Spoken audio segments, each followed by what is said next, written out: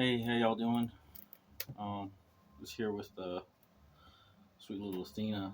I'm taking her to Pelham tomorrow to the vet to see if they can save her. They, I know at best case scenario they have to uh, amputate part of her jaw, but just don't know how extensive the cancer is. Being that close to her head, it really makes me nervous. She's in good spirits. That makes me happy, but I don't know. It's. I guess tomorrow I'll find out. Not looking forward to tomorrow, but got to go through it. I guess back to talking about this mess. Um, I guess one of the crazy things about and this is kind of like jump like with this series. I'm just talking about stuff. It's not in any chronological order or anything like that, but just stuff that just pops out. And one of these issues is I always refer to it as sandbecketing, and it was a result of the fire when I wrecked my mind. I've never been able to completely rebuild everything. So, because of the suits that I have, they're well, the good thing is they're partitioned. So the real nasty ones are partitioned out of this problem. I don't have to worry about that. But when dealing with people in the real world, I will shift in and out of personalities or versions of me. I'll shapeshift, however you want to say it. And what I know, what I feel, what I think, everything changes. And it's easy when I control it because I can line everything up in such a way that it works for me and I don't appear crazy. But when I Sam Beckett into a suit that's just, not fit for the environment, yeah, I can look a little crazy. It's like I don't know how to fix that problem yet, but it's one of those things as a result of this mental programming that I was messing with. Because I did. I feel like that's what I did. I rewired my mind and emotions. I went in there as a little one, created these avatars that allowed me to interface with my mind and emotions in a way that I haven't found anywhere else that anyone else does. I experience everything. I can feel the full array of my I feel the full array of my emotions all the time through different versions of me that exist simultaneously in the greater universes of my mind. And like I said, I believe I can do that because it's a supercomputer. I'm not special. I believe all of us should be able to do that theoretically. You know, there's nothing about me as special. It's just what I did was special, and I did it because of that crazy shit that happened when I was 4. It just sent me on a sideways path. And then from there, I just started experimenting. But I was experimenting with the human spirit. I created gardens of emotions that I would just draw up and feel, and that's what helped me. That's why I was such a good actor when I started, because I didn't start acting until I was like 23. I did like elementary school trash and stuff like that. I'm not disrespecting that. I'm talking about my effort, and it was trash, not the elementary schools. I don't want to disrespect elementary school theater.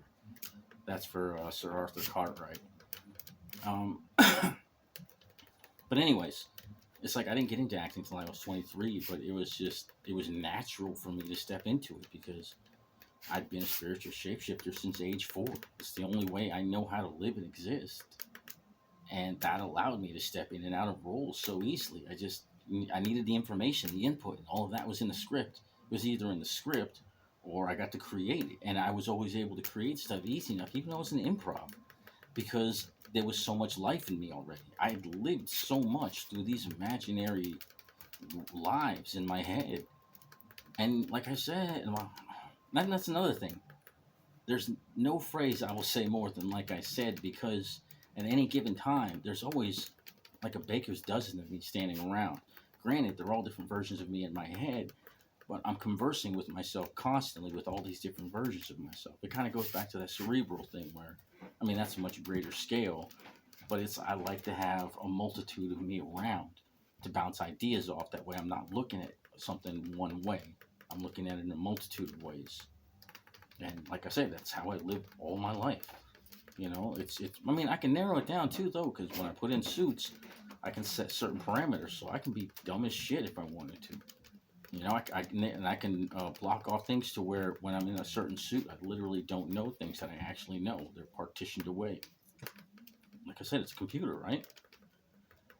But I don't know. I just like I feel like I tapped into something that's just way beyond my uh, pay level, I guess.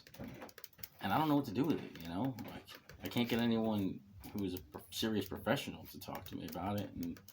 But at the same time, no one I've ever talked to about this idea has been able to, tell me I'm wrong.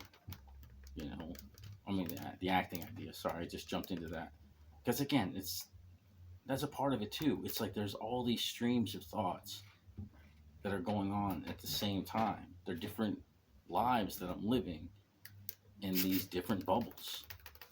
And then the way I have it worked out, I mean, it's damaged too because I was a lot better.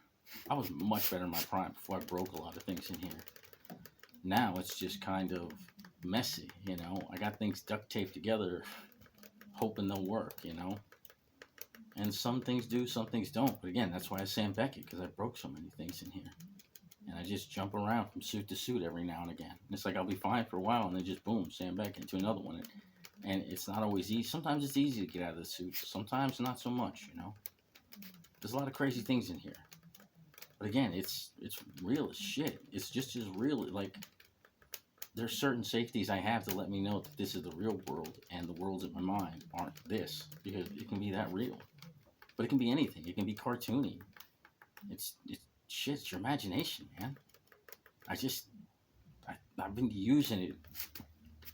It's kind of like Olympic athletes and you know high league sports players. You know, they've been doing the same thing over and over again, and they've grown to higher levels of it. I've been using my imagination systemically to grow and develop my spirit since age 4.